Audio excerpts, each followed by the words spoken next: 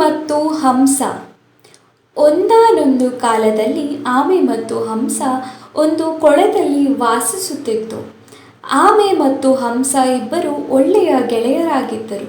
ಆಮೆಯು ಹಂಸದೊಂದಿಗೆ ತುಂಬ ಮಾತನಾಡುತ್ತಿತ್ತು. ಅವರು ಇಬ್ಬರು ತುಂಬ ಸಂತೋಷದಿಂದ ಇದ್ದರು. ಅಲ್ಲಿ ಬಹಳ ದಿನಗಳಿಂದ ಮಳೆಯಾಗಿರಲಿಲ್ಲ.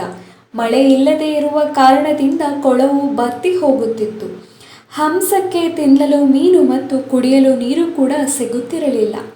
ಆ ಕಾರಣಕ್ಕಾಗಿ ಬೇರೆ ಪ್ರದೇಶಕ್ಕೆ ವಲಸೆ ಹೋಗುವುದೆಂದು ನಿರ್ಧರಿಸಿದರು.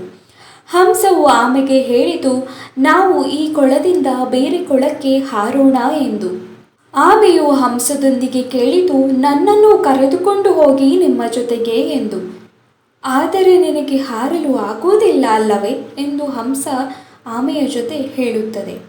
ಸ್ವಲ್ಪ ಹೊತ್ತು ಯೋಚಿಸಿದ ನಂತರ ಹಂಸ ಒಂದು ಉಪಾಯ ಹೇಳುತ್ತದೆ. ಹಂಸ ಹೇಳುತ್ತದೆ, ಹೀಗೆ ಮಾಡು ಆಮೆಯೇ, ನಿನ್ನ ಬಾಯಿಯಲ್ಲಿ ಒಂದು ತುಂಡು ಕೋಲು ಹಿಡಿದುಕೋ ಮತ್ತು ನಾವು ಆ ಕೋಲಿನ ತುದಿಯನ್ನು ಹಿಡಿಯುತ್ತೇವೆ ಎಂದು. ಆದರೆ ನೀನು ಅಲ್ಲಿಯೇ ತಲುಪುವವರೆಗೂ ನೀನು ಮಾತನಾಡೋ ಹಾಗಿಲ್ಲ. ಆಮೆ ಆಣೆ ಪ್ರಮಾಣ ಮಾಡಿ ಹೇಳುತ್ತದೆ, ಸರಿ, ನಾನು ಮಾತನಾಡುವುದಿಲ್ಲ ಎಂದು. ಮೂರು ಜನ ಸ್ನೇಹಿತರು ಹಾರಲು ನಿರ್ಧರಿಸುತ್ತಾರೆ. ಹೋಗುವ ದಾರಿಯಲ್ಲಿ ಅವರಿಗೆ ಸುಮಾರು ಗ್ರಾಮಗಳು ಸಿಗುತ್ತದೆ. ಅನೇಕ ಗ್ರಾಮಸ್ಥರು ಆಮೆಯನ್ನು ನೋಡಿ ಗೇಲಿ ಮಾಡುತ್ತಿದ್ದರು.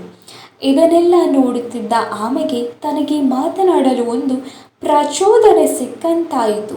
ಬಾಯಿ ತೆರೆದಿದ್ದಷ್ಟೇ ಆಮೆ ಕೆಳಗೆ ಬಿದ್ದು ಸತ್ತು ಹೋಗುತ್ತದೆ. ಹಂಸಗಳಿಗೆ ಆಶ್ಚರ್ಯವಾಯಿತು. ಅವರ ಗೆಳೆಯರು ಸಾಯುವುದನ್ನು ಕಂಡು.